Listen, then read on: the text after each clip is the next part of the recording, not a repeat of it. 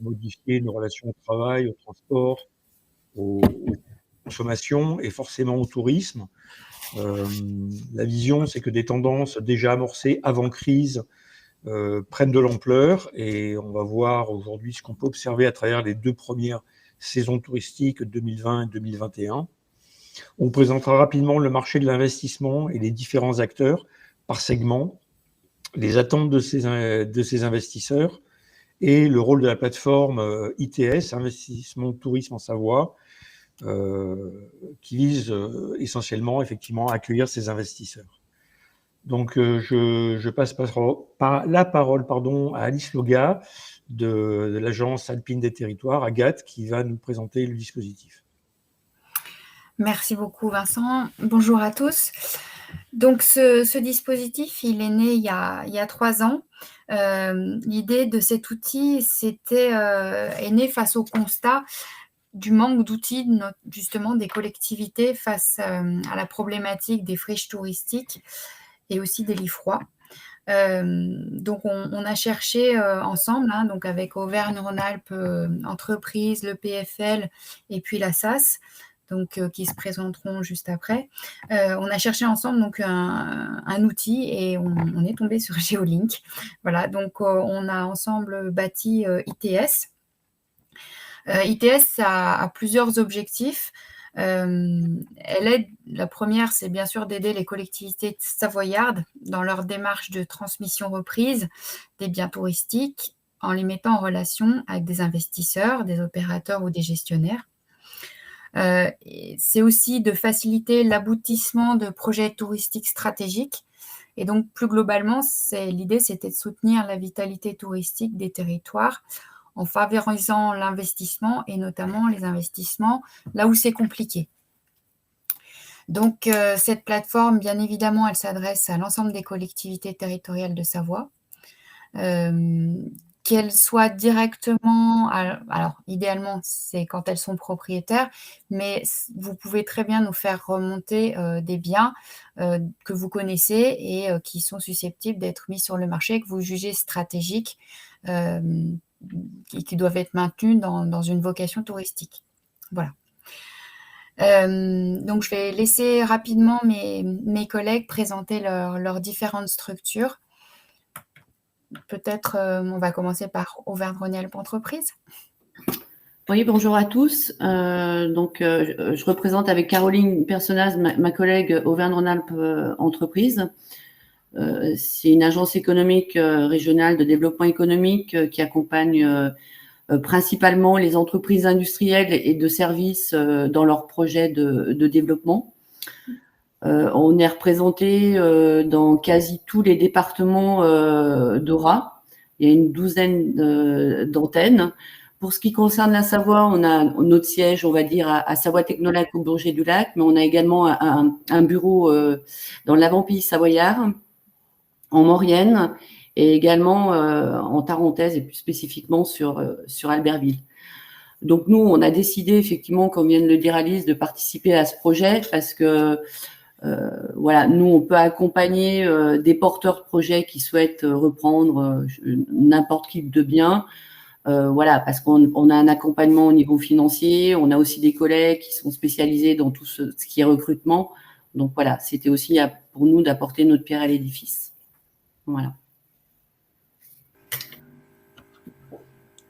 Tu veux rajouter quelque chose, Caroline, que j'aurais oublié? Tout a été dit. Merci, Laurence. Donc, Pierre-Yves Grillet, moi je représente l'établissement public foncier local, donc le PFL, est l'outil des collectivités de Savoie pour la négociation et le portage de biens fonciers ou immobiliers à destination des projets des collectivités. Donc on travaille sur des projets aussi variés que peuvent l'être du logement, notamment pour le logement locatif social, ou pour les parcs d'activités, qu'ils soient en création ou en réhabilitation de parcs, mais aussi sur des projets touristiques, voire de loisirs, tels que des pistes de luge ou des centres de vacances ou des hôtels. On est un petit peu les spécialistes des friches urbaines à destination, encore une fois, des collectivités.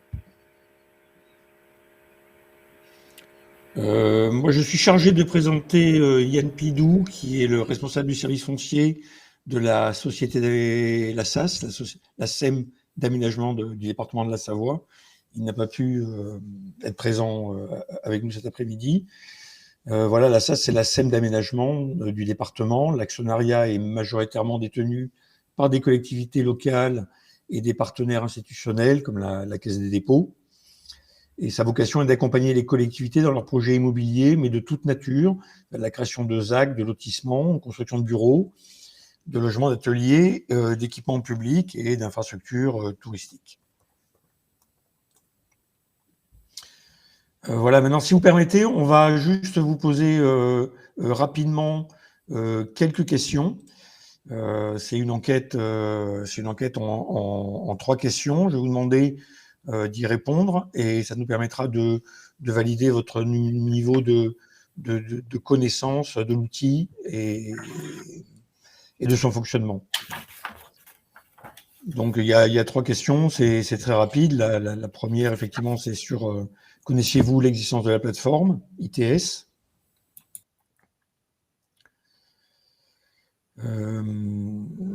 Comment avez-vous été informé de l'existence de la plateforme? Il y a eu diverses communications à son sujet.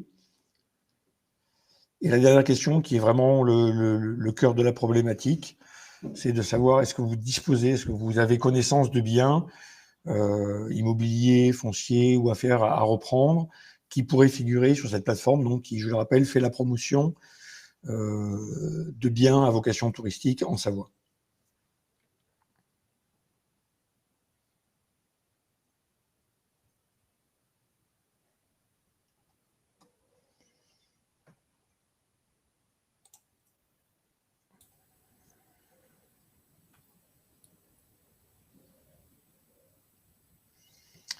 On va attendre que tout le monde ait fini de voter et puis on va rapidement examiner les réponses. Encore 2 réponses.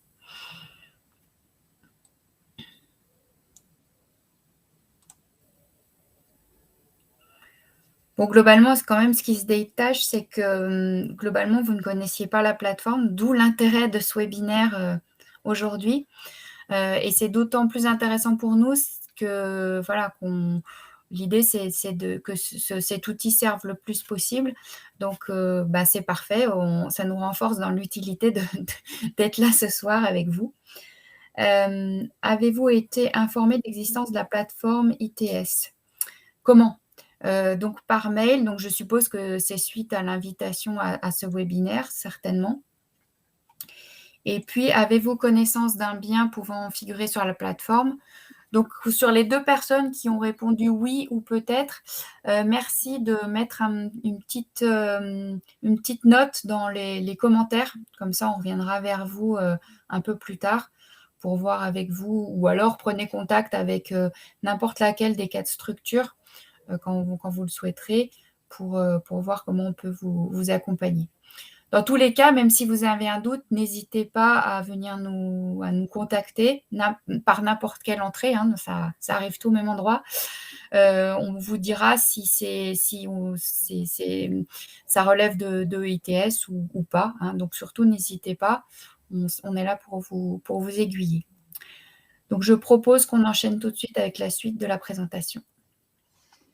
Donc, merci Alice. Juste, effectivement, pour ceux qui souhaitent être mis en contact avec la plateforme, je pense, vous êtes anonyme sur le webinaire, mais je pense qu'on a vos noms dans le questionnaire en ligne. Donc, je communiquerai vos coordonnées aux organisateurs.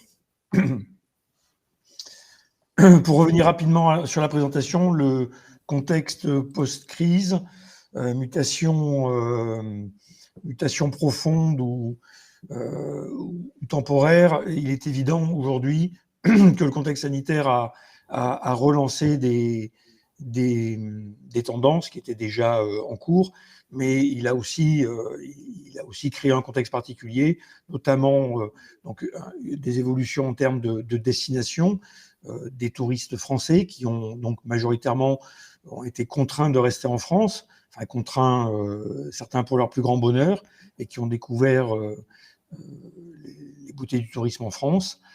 Ce qui est sûr, c'est que la clientèle lointaine n'a plus accès au pays.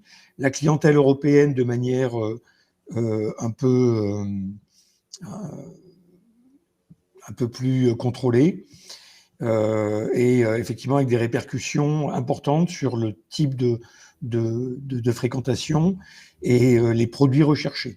Donc on voit clairement que les hébergements non marchands, les petites structures, les gîtes et les campings nature ont remporté l'adhésion totale des touristes au détriment, bien sûr, du tourisme urbain. La particularité de la Savoie, effectivement, sur les sports d'hiver, avec une saison 2020 qui a été quand même très contrainte par la fermeture des remontées mécaniques, mais qui a permis peut-être aussi effectivement l'émergence d'autres activités d'hiver dans des stations de moins haute altitude, avec le ski de fond, les randonnées en raquettes et toutes les activités qui ont été proposées.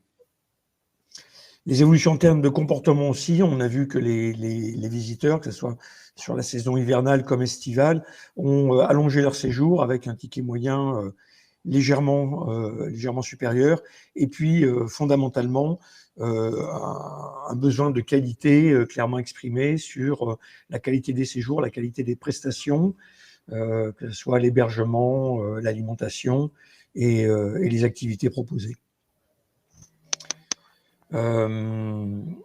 Aujourd'hui, effectivement, la question c'est transition ou mutation. Est-ce que ces tendances sont éphémères et disparaîtront, il n'y aura pas de monde d'après, ou est-ce qu'il y aura un changement radical, ou y aura-t-il effectivement des mutations plus longues? C'est un peu la question que tous les professionnels du tourisme doivent se poser aujourd'hui, avec, je pense clairement, une prise de conscience, en tout cas sur les enquêtes qui ont été réalisées auprès des touristes à l'issue de la saison estivale, sur des gens qui ont dit clairement qu'ils voulaient renouveler l'expérience qu'ils avaient connue cette année. Concernant, donc on n'est pas des devins, mais on peut dire clairement que bon, 2021 aura été une année de transition. On pense que 2022 permettra une sorte de retour à la normale, probablement avec des nouvelles règles telles que le pass sanitaire, des règles de vivre en commun qui seront un peu différentes. Le tourisme d'affaires, clairement, on l'attend plutôt en 2023. C'est-à-dire qu'il y a à la fois effectivement des mauvaises habitudes prises par les entreprises de recours au télétravail, au webinaire, comme celui qu'on est en train de faire.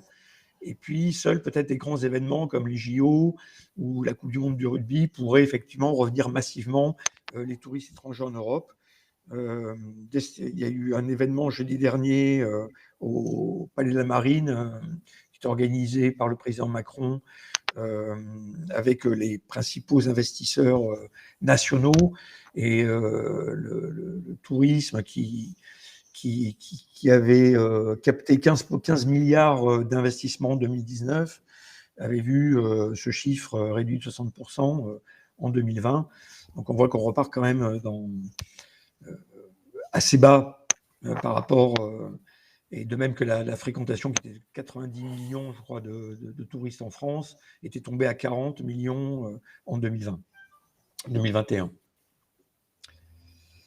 Voilà pour le contexte. Donc tout ce qu'on peut penser, c'est qu'effectivement des tendances plus orientées vers le tourisme durable et le tourisme nature vont s'affirmer, et le tourisme urbain et le segment du luxe qui était essentiellement activé en milieu urbain par une clientèle asiatique ou nord-américaine sera plus à la peine.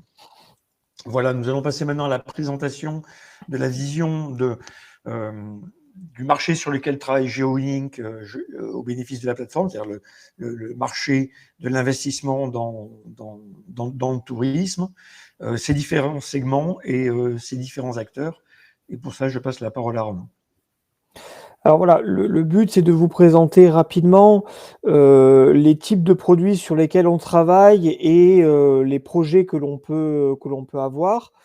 Donc pour rappel, le montant des investissements liés aux infrastructures de tourisme était de 15 milliards d'euros en 2019. Donc on n'a pas encore les chiffres de 2021, mais on peut imaginer que ce sera beaucoup moins. Il y a des secteurs qui ont été beaucoup plus touchés par la crise que d'autres. On parle notamment de l'hôtellerie classique et de tout ce qui est lié aux résidences de tourisme. Donc il y a une étude d'EY qui était parue il y a quelques semaines qui parlait d'une diminution de 60% des investissements dans le secteur de l'hôtellerie cette année.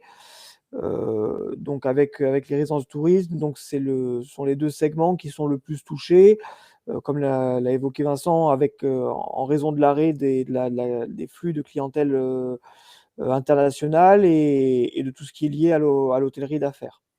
A contrario, on a remarqué qu'il y a des segments qui ont beaucoup moins été impactés, voire qui ont enregistré de la progression. C'est tout ce qui est lié aux hébergements en secteur rural ou en plein air, donc tout ce qui est camping, village de vacances et les gîtes.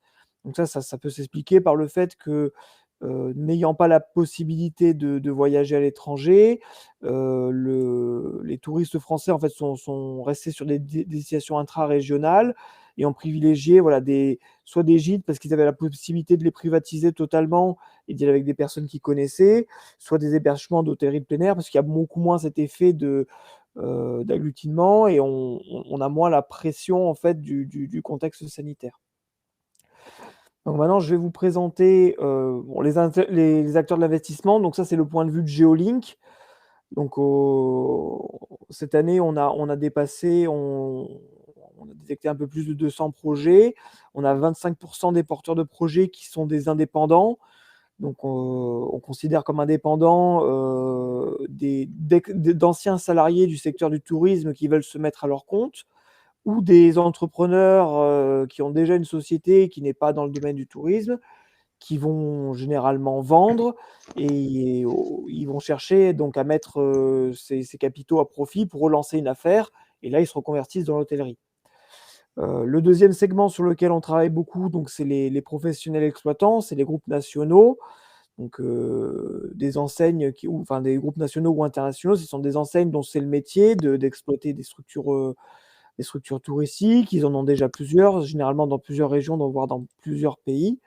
Et le dernier segment, ça va être les investisseurs, donc les foncières, les banques, les investisseurs spécialisés, dont le métier est de placer de l'argent, pas forcément de gérer directement des structures touristiques. Ils le mettent souvent en délégation. En tout cas, eux, ce sont des acteurs incontournables puisqu'ils apportent les financements nécessaires pour le bon fonctionnement, le bon lancement des activités. Donc, si on rentre un peu plus dans le détail pour chaque segment, donc pour tout ce qui est investisseurs particuliers, donc on a observé une augmentation du nombre de demandes liées au confinement successif. Donc généralement des personnes qui vivent en milieu urbain, souvent à Paris, qui se sont retrouvées coincées dans leur lieu d'habitation, qui sont allés éventuellement vivre en région, à la campagne, et qui se disent: «Ah ben finalement, moi la vie à Paris, j'en veux plus. Moi ce que je veux c'est, voilà, aller en province, dans une grande maison et en profiter pour, voilà, me reconvertir, et gérer ma propre structure touristique». Il y a aussi des événements comme, tout ce qui est lié aux plans sociaux, aux entreprises qui ont déposé le bilan, qui ont déclenché en fait des mutations forcées auprès de certaines personnes qui peuvent avoir cette idée depuis plusieurs années et qui se sont retrouvées finalement un peu poussées par leur licenciement et qui se lancent dans l'entrepreneuriat à cause de ce phénomène. Donc le deuxième segment, donc c'est les professionnels, donc les enseignes nationales. Donc eux, généralement, à court terme, ils ont réalisé des investissements pour s'adapter à la situation, enfin au contexte sanitaire. Donc ne pouvant plus bénéficier de la clientèle d'affaires, ils sont mis à chercher des alternatives pour faire entrer de la clientèle, pour pouvoir voilà, accueillir leur personnel et les clients dans le respect des règles sanitaires. Et finalement, certains ont commencé voilà, à engager des mutations, surtout ceux qui étaient dans des secteurs très urbains, pour aller vers des structures de plus petite capacité, dans des villes plus petites également. Donc, c'est une mutation qu'on a observée sur les enseignes nationales. Et le dernier segment, donc pour tout ce qui est investisseurs et foncières, donc eux, généralement, ils ne sont pas forcément uniquement sur le secteur du tourisme. Donc, ils vont chercher enfin, ils ne sont pas bloqués sur un seul segment. Par exemple, ils ne sont pas que sur l'hôtellerie ou que sur l'hôtellerie de plein air.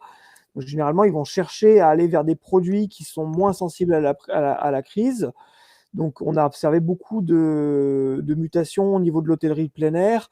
Tout ce qui était camping traditionnel monte énormément en gamme vers des concepts beaucoup plus glamping. Donc, c'est voilà, des concepts d'hôtellerie plein air, mais avec le confort de l'hôtellerie classique.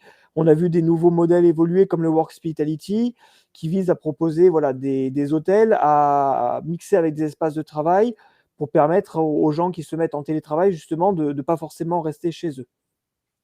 Donc, si on rentre maintenant dans le détail des attentes des investisseurs par type de produit, donc pour tout ce qui est lié aux gîtes et aux chambres d'hôtes, donc généralement on a affaire à des particuliers, donc en reconversion ou qui ont déjà de l'expérience dans le tourisme, mais surtout, avant tout, ce qu'ils vont chercher, c'est majoritairement à changer de cadre de vie. Donc on a beaucoup de demandes de personnes qui vivent à Paris ou qui sont en milieu urbain, qui veulent aller à la campagne, et finalement leurs critères vont être plus basés sur l'environnement du bien, sur la qualité de vie du territoire dans lequel ils vont s'installer, et on se retrouve presque à gérer un projet de changement de résidence principale, et les aspects liés au business sont un peu plus secondaires, même s'ils sont bien sûr pris en compte. Pour tout ce qui est lié à l'hôtellerie, donc les critères vont pas forcément beaucoup évoluer, puisque les hôteliers regarderont toujours, vont respecter toujours les mêmes standards, à savoir avoir un bon emplacement, se mettre dans des zones où il y a une bonne accessibilité routière, où il y a des connexions avec des gares ou des aéroports. C'est surtout vrai pour la clientèle d'affaires. Donc, et finalement, là, on est resté sur des analyses habituelles de rentabilité, de potentiel d'affaires. Pour tout ce qui est lié au village de vacances, donc par contre, on a remarqué un changement de comportement. Donc, dans l'esprit de la plupart des opérateurs qui demandaient historiquement le bord de mer, c'est devenu clair que ces destinations sont aujourd'hui saturées, très difficiles à obtenir. Et on a vu un regain d'intérêt pour toutes les destinations qui sont plutôt dans l'arrière-pays, donc à la campagne ou à la montagne, pour développer des sites organisés autour d'un lac, autour d'un plan d'eau, dans un secteur boisé, avec des concepts qui sont beaucoup moins concentrés, avec des hébergements en bois qui sont très espacés, de très bonne qualité. Pour tout ce qui est lié au camping, donc là, peu importe la taille de la structure, on a observé aussi des changements. Tout ce qui est le camping tente traditionnel, c'est terminé. Aujourd'hui, les voyageurs veulent des concepts beaucoup plus confortables. On parle de glamping, donc avec des produits ou en tout cas des hébergements qui ont l'eau courante, l'électricité, qui sont bien isolés et qui offrent une qualité d'accueil qui est similaire à l'hôtellerie classique. Et ça, on l'observe, que ce soit pour des campings de grande capacité, comme pour des structures d'hébergement insolites avec des villages. Je pense notamment à Coucou qui nous a fait un témoignage il y a pas si longtemps, qui nous disait que même pour des villages de 8 à 10 cabanes, aujourd'hui, les gens attendent un niveau de confort qui est très élevé. Et le dernier segment donc, on va aborder, donc, c'est pour tout ce qui est lié au loisir. Donc, il y a quelques années, on avait énormément de demandes d'opérateurs qui voulaient monter des complexes urbains, donc ils reprenaient soit des terrains en zone d'activité, soit des entrepôts en ZAC pour monter des foot en salle, des laser games ou des bowling. Et aujourd'hui, la tendance est complètement inversée. On a beaucoup plus de demandes pour tout ce qui est lié aux bases nautiques, monter des loisirs type canoë-kayak, avion, etc. Tout ce qui est lié au VTT ou encore au parcours accrobranche. Donc aujourd'hui, il y a vraiment une rotation qui fait que les opérateurs s'intéressent beaucoup à tout ce qui est loisirs plein air, et on a beaucoup moins de demandes sur l'organisation de structures urbaines. Donc s'il fallait conclure, faire un petit résumé des observations qu'on a faites, tout ce qui est lié aux hébergements non marchands, au tourisme de plein air, au tourisme nature, va tirer son épingle du jeu, avec la hausse de la demande de la clientèle nationale, en fait, qui est restée captive, qui ne peut pas aller à l'étranger et qui cherche des solutions pour prendre des vacances sans devoir se déplacer trop loin. Tout ce qui est hôtellerie en milieu urbain ou gros collectifs qui implique des rassemblements sera beaucoup plus boudé. Et finalement, d'une manière générale, l'hôtellerie d'affaires et tous les segments liés au haut de gamme, au luxe, qui sont plutôt tributaires de la clientèle internationale, vont revoir leur activité remonter progressivement. Mais comme le disait Vincent, le retour à la normale n'est pas attendu avant 2023. Donc, merci pour cette présentation. Notre métier chez Geolink, c'est de trouver des investisseurs, des porteurs de projets. Et juste pour effectivement reprendre le commentaire de Coucou, le frein à leur développement, c'est pas l'argent, c'est pas l'envie, c'est pas le marché, c'est les offres. Et alors, il disait qu'effectivement, il lui faut 2-3 ans entre le premier contact avec un site et l'ouverture du village. Mais la réelle difficulté aujourd'hui des opérateurs qui sont des groupes de taille moyenne, c'est l'identification de sites pour pouvoir monter leurs affaires. On sait qu'il y a aujourd'hui, par exemple, sur le camping, on est les champions européens du camping. C'est extrêmement difficile de créer un nouveau camping. C'est même difficile d'avoir une autorisation d'agrandissement sur un camping. Donc, on est vraiment sur un marché de reprise, montée en gamme. Mais la création est vraiment à la peine. Et effectivement, le rôle de la plateforme, c'est d'adapter l'offre à la demande. Notre travail est d'identifier la demande, et votre travail est de fournir l'offre en quelque sorte. Fournir l'offre. Donc moi je vois dans le rôle on va dire des collectivités, des acteurs publics, il y a deux rôles principaux. Le premier, c'est la stratégie. Donc c'est pas l'objet du webinaire, mais effectivement vous êtes les maîtres d'une stratégie territoriale. Et la deuxième partie, c'est effectivement l'accompagnement des investisseurs. L'accompagnement des investisseurs, il passe pour moi, le point principal, donc c'est le sourcing de l'offre. C'est identifier les offres, et on verra après les différents types d'offres, et effectivement après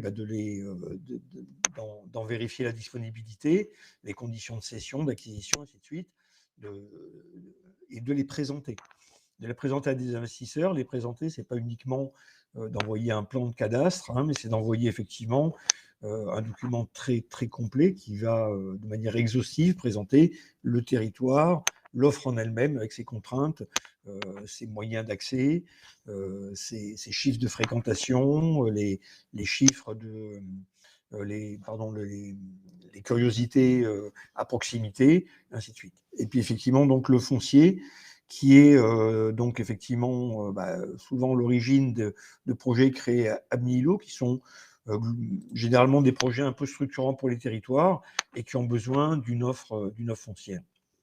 À travers les échanges qu'on a avec les investisseurs, les échanges quotidiens, il apparaît effectivement que la première attente, c'est des offres disponibles, bien sûr, et documentées, c'est-à-dire qui permettent aux investisseurs d'étudier. Ils ont tous des cahiers des charges avec des critères d'analyse différentes, et il faut leur donner des informations pour qu'ils puissent, dans un premier niveau, voir si un projet tel que celui qu'il mène peut correspondre au site, et ensuite faire une analyse, une étude plus poussée du dossier. Donc il leur faut pour ça des informations, les chiffres clés, les données de fréquentation, les équipements, les tickets moyens. Il leur faut également tout le volet administratif. Aujourd'hui, réaliser un projet dans le tourisme, c'est s'inscrire dans un PLU, c'est répondre à des normes, et pour ça, ils ont vraiment besoin d'aide. Les porteurs de projets quelle que soit la nature, que ce soit des gros industriels ou des gérants d'affaires touristiques. Leur métier, c'est de gérer leurs affaires, c'est pas de monter des projets. Et c'est chaque fois, ça peut sembler un peu étonnant, mais c'est chaque fois une aventure un peu effrayante pour eux. Et ils ont vraiment besoin d'accompagnement de personnes qui connaissent, de sachants. Et je pense que vous êtes les sachants sur les territoires. C'est vous qui connaissez les particularités et c'est vous qui devez les aiguiller, que ce soit pour des solutions de financement. Aujourd'hui, constituer un dossier administratif, c'est avoir accès à des nomenclatures de pièces, des choses comme ça, et il faut les leur fournir. Souvent, ils sont un peu perdus vis-à-vis de ça. C'est effectivement aussi les aider. On voit que se profile une grosse crise du recrutement du personnel dans le tourisme. La crise sanitaire a fait muter des gens vers d'autres activités, et aujourd'hui, les professionnels du tourisme sont confrontés à une crise du recrutement, ou en tout cas risquent de rencontrer dans les mois qui viennent des grosses difficultés de recrutement. Ils auront besoin de vous et des structures locales pour les aider à recruter le personnel. Et puis bien sûr, des connexions. Il n'y a pas de tourisme sans accès. Il n'y a pas de tourisme sans écosystème, donc des connexions, c'est des moyens de transport sur site ou des moyens moyennes et grandes distances.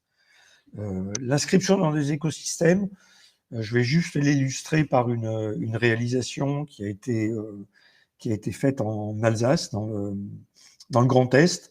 C'est une communauté de communes qui a aménagé dans une forêt ce parcours qui est une sorte de promenade à la cime des arbres, donc quelque chose d'un peu insolite, et qui est une infrastructure un peu, on va dire, que je vais qualifier d'inerte, mais autour de laquelle vont se greffer des hébergements, des restaurations, des offres de loisirs complémentaires.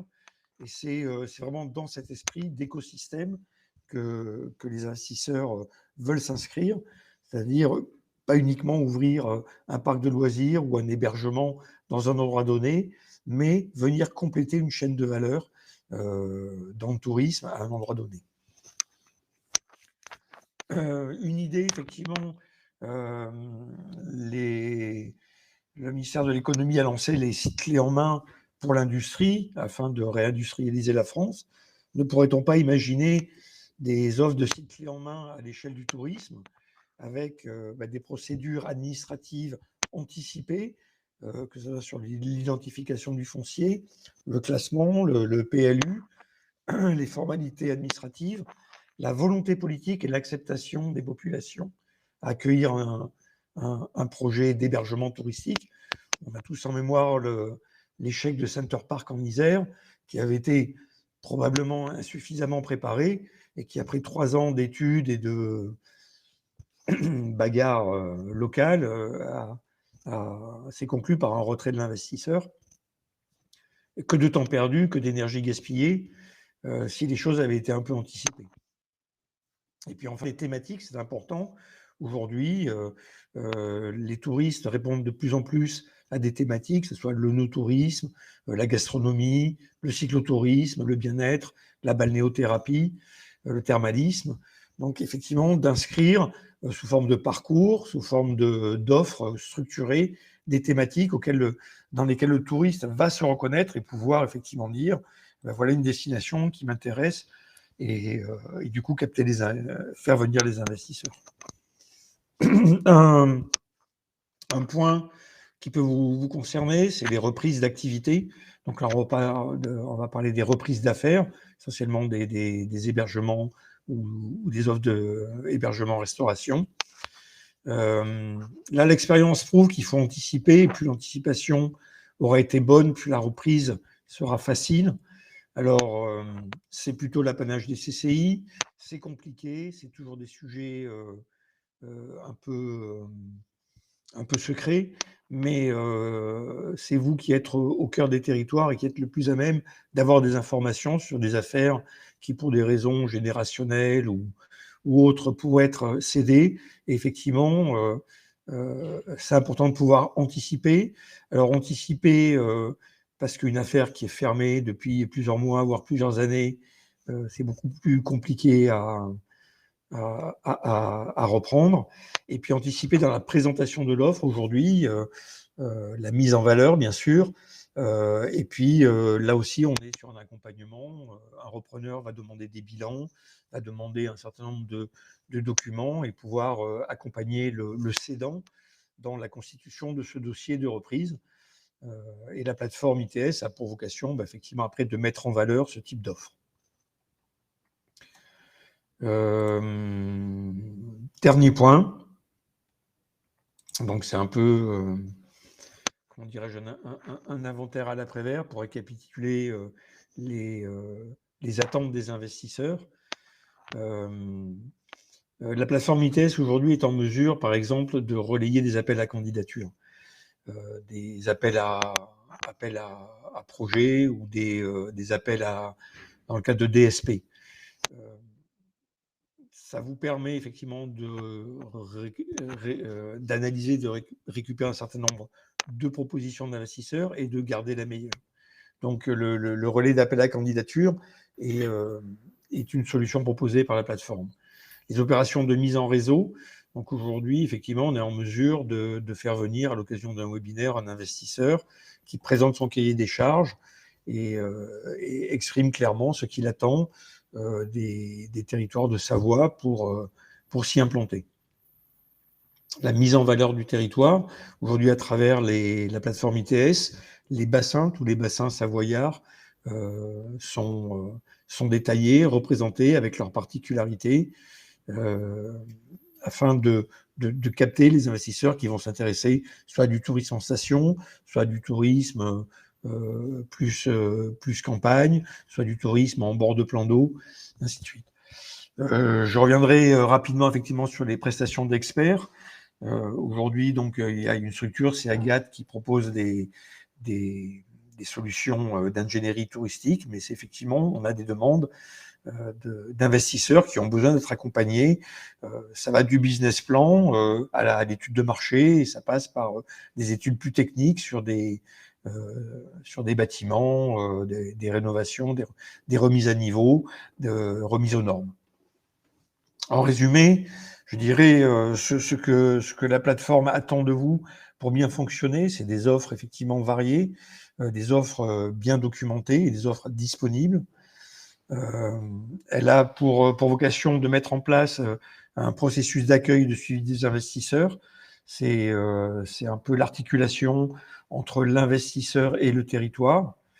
La volonté d'avoir une approche par bassin, par écosystème, mais que chaque territoire de Savoie puisse trouver des projets qui correspondent à son écosystème et effectivement un service à la carte. Aujourd'hui, les investisseurs ont besoin d'un accompagnement personnalisé. Tous les projets sont différents et tous les accompagnements sont de nature différente. Voilà. Juste en conclusion, on peut vous présenter quelques chiffres qui représentent aujourd'hui ce que les près de 3 ans de fonctionnement de la plateforme ont généré. Donc, il y a 45 offres au total qui ont été mises en ligne sur la plateforme. Donc, il y a un turnover important. Les offres sont rapidement ont été prises, sont plus disponibles. Sachez que ces 45 offres ont généré 8300 vues. Donc aujourd'hui, voilà, c'est un site internet qui permet d'enregistrer le nombre de visites. Donc c'est quand même un outil qui donne une visibilité à vos offres. Ça a permis l'identification de 80 projets qui ont fait l'objet de 16 visites. Et aujourd'hui, il y a deux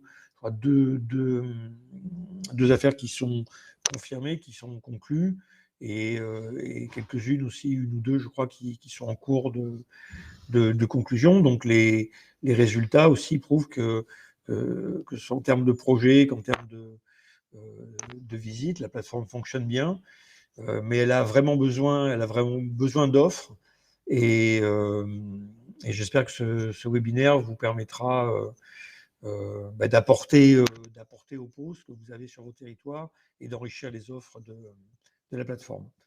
Voilà, moi je vous remercie. Je repasse la la parole aux organisateurs, aux administrateurs d'ITS. Et puis on va regarder s'il y a eu des questions-réponses. C'est le moment aussi de poser des questions et qu'on affichera et auxquelles on pourra répondre. Donc, a priori, il n'y a pas eu de questions. Je n'en vois pas. Donc, que l'exposé était très clair. On va dire les choses comme ça. En fait, ce qu'il faut retenir, c'est que voilà, nous les cas de structure, on a, par nos missions, on a la connaissance via le contact qu'on peut avoir avec les différentes collectivités des biens. Et c'est vrai qu'il nous manquait quelqu'un qui puisse nous apporter des investisseurs. Et donc, Geolink, c'est le lien que nous avons choisi pour nous amener ces investisseurs. Alors, pour information, on a quand même des investisseurs de grande qualité. La Savoie est un territoire attractif. On a et Geolink fait d'ailleurs un tri. On n'a que vraiment des beaux profils d'investissement. Donc, c'est vrai qu'aujourd'hui, on est un peu dans une situation où on a plein d'investisseurs, mais on commence à manquer de biens à leur proposer. Donc, surtout, n'hésitez pas. Il faut aussi bien retenir que on est intéressé par les biens qui sont propriétés des collectivités, mais pas que. Comme l'a dit Vincent, si vous avez connaissance d'un bien stratégique pour la collectivité, mais qui est privé, surtout, n'hésitez pas à revenir vers nous. On peut prendre contact, on peut préparer les choses, parce que effectivement, la cession d'un bien, ça se prépare, ça prend du temps. Donc, il vaut mieux anticiper que se retrouver avec un bar ou un restaurant ou un hôtel fermé du jour au lendemain parce qu'on n'a pas trouvé de solution. La vente, c'est ce qu'il y a le plus souvent demandé et proposé, mais on a fait des DSP et on a fait des appels à projets, appels à manifestation d'intérêt pour des bails amphithéotiques ou d'autres choses. Donc voilà, il ne faut pas que ce soit un frein pour vous. On est vraiment ouvert à toutes les formes de contrats. Voilà. Est-ce que mes camarades veulent ajouter quelque chose? On a une question concernant la personne à contacter pour déposer un appel à projet.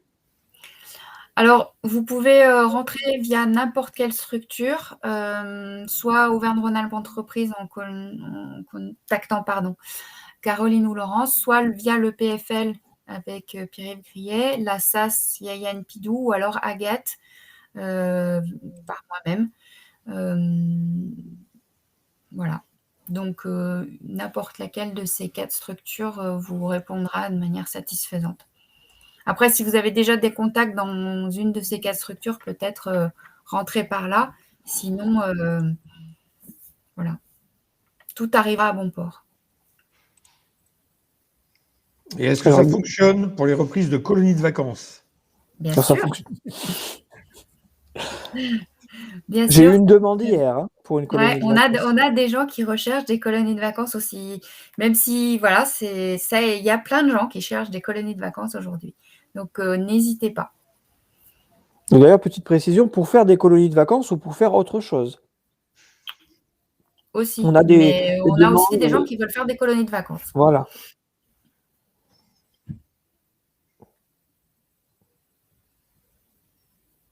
Oui, je vois quelqu'un écrire. Il y a peut-être une autre question, je vois quelqu'un écrire. Après, moi, je me permets effectivement d'insister sur l'importance des offres. Et vraiment, j'ai été marqué par ce commentaire de Coucou. Donc, Coucou, c'est un investisseur qui aimerait bien réaliser un de ces villages en Savoie et qui nous dit que le frein à leur développement, alors que c'est quand même un petit groupe familial, il y a deux actionnaires, ils ont procédé à une levée de fonds, ils ont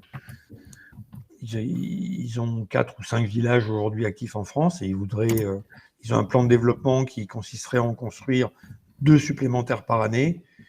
Et leur gros problème, c'est effectivement d'identifier des sites. Il y a une très bonne question d'Hélène. concernant le mode de gestion. Moi je dirais effectivement, c'est important d'en parler avant la publication de l'appel à projet, parce que selon le type de bien et la tournure que vous voulez lui donner, on va avoir plus de facilité à le proposer à des opérateurs sous forme de bail emphytéotique, de DSP ou d'achat. Nous, on vous recommande, quand c'est possible, de laisser le champ des négociations ouvertes, parce que ça vous permettra d'avoir plus de candidatures. Mais il ne faut pas hésiter à nous demander, voilà, quels sont les modes de gestion qui sont favorisés pour tel ou tel type d'opération. On pourra tout à fait vous répondre au cas par cas. Oui, après, vous pouvez, on peut en parler, hein, nous, Agathe, c'est vrai qu'on a l'habitude de gérer ça, donc prenez contact avec nous, on peut vous accompagner. Ce qu'on n'a pas dit depuis le début, mais qui est quand même très important, c'est que ce service qu'on vous propose aujourd'hui est entièrement gratuit. Hein. C'est-à-dire que pour les collectivités, ça ne coûte rien. Voilà, donc c'était quand même important de le dire. Ça méritait d'être dit, je pense, oui.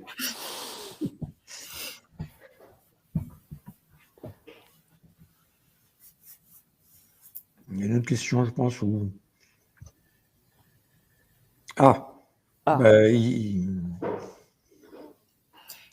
Il est financé par qui? Par nos structures qui ont fait ce choix politique, je peux le dire. Donc, c'est nous qui payons Geolink pour nous apporter des investisseurs et qui prenons en charge le temps des différents chargés de mission des différentes structures. Donc, c'est un choix politique de nos 4 structures. Geolink vous en remercie. Je tiens néanmoins à apporter ce témoignage également, donc qui, je peux les citer, c'était Slow Group qu'on a rencontré. Et aujourd'hui, si vous voulez, c'est donc il y a une ménage des villages de vacances déconnectés. C'est très tendance, c'est tout à fait dans l'esprit des nouvelles tendances du tourisme. Et ces gens-là, ils ont des projets de développement nationaux. Donc, ils vont finalement là où on va les emmener en quelque sorte. Ils ont généralement une personne qui travaille au développement de la marque, mais qui ne peut pas parcourir l'intégralité du territoire et qui effectivement s'appuie sur un réseau, donc un réseau divers et varié, dont Geolink peut faire partie, dont Agathe pourrait faire partie. Hein. Je pense que Auvergne-Rhône-Alpes Entreprises, vous avez des contacts directs avec des investisseurs qui connaissent les structures et qui peuvent vous appeler un jour pour vous dire je recherche telle chose. Mais de toute façon, ils vont vers les gens qui sont actifs. Et je ne défends pas notre crèmerie, mais la certitude, c'est qu'aujourd'hui, les opportunités sont nombreuses et que les projets se réalisent sur les territoires qui agissent. Et à tous les sens, c'est-à-dire qui agissent en amont dans la détection et qui agissent après dans l'accompagnement. Ouais, ça c'est aussi effectivement... Ils le disent. Hein. Ils le disent. Quand on fait des enquêtes post-implantation, le principal motif, et c'est pas par politesse qu'ils le disent, ils disent c'est parce que j'ai été bien accompagné, j'ai compris que la collectivité avait compris ce que j'attendais, ils avaient bien pris en main mon problème et je savais qu'on pourrait aller au bout avec eux. Et ça c'est très important. Et on a eu effectivement le témoignage de Coucou la semaine dernière, qui était très éloquent là-dessus, et qui disait finalement là où ils avaient ouvert un village, c'est là où l'osmose s'était faite, et tout avait été... et ils ont des échecs, hein, là où c'est mal géré, ou pas bien géré, ou insuffisamment géré. Il a dit aussi également quelque chose qui nous a amené tous à réfléchir, c'est dire souvent on est bienvenu, bien accueilli, mais l'accompagnement n'est pas suivi dans la durée. Et il faut du temps pour réaliser un projet. Et je pense qu'il faut qu'on ait effectivement tous, à tous les niveaux, cette persévérance pour aller au bout des projets.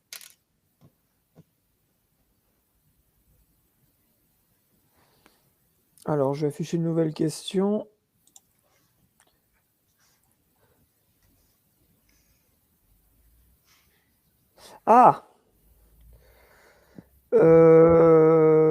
leur niveau va être très inégal, en fait. Ça va dépendre à qui on parle.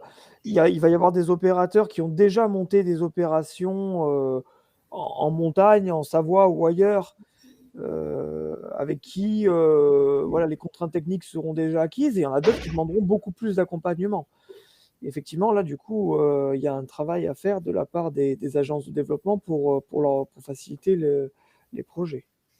Ce qui est important de préciser aussi, c'est que la plupart des projets ne sont pas en station, donc pas en altitude, et donc les problématiques liées à la montagne et au climat qui est lié sont moins importantes quand on parle des plaines ou quand on parle de l'avant-pays savoyard, quand on parle de la Combe de Savoie, ce genre de territoire où les problématiques montagne sont quand même moins importantes qu'en station.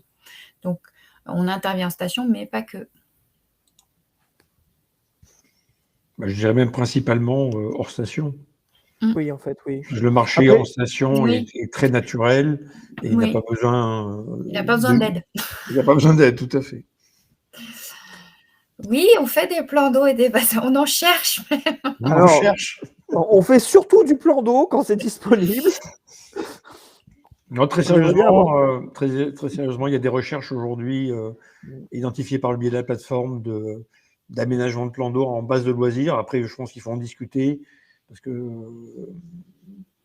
ce concept peut englober beaucoup de formes, mais aujourd'hui, si vous voulez nous rappeler tout de suite après, on vous dira ce qu'on a en tuyau en Savoie et puis vous direz si c'est ce que vous attendez. Il y a des projets en stand-by qui recherchent des plans d'eau. Hein. Ça, c'est clair. Ça, c'est clair.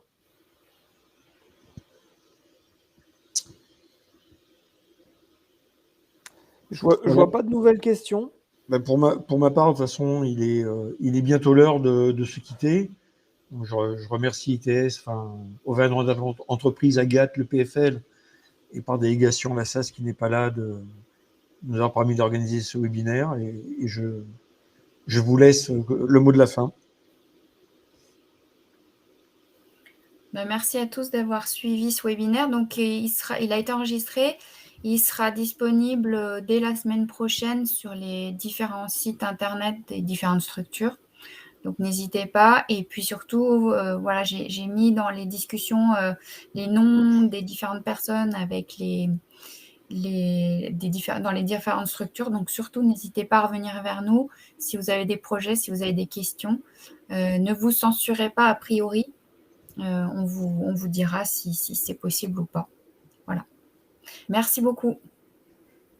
Merci. Merci à tous. Bonne journée à tous. Au revoir. Au revoir. Merci Bonne à soirée. tous. Au revoir.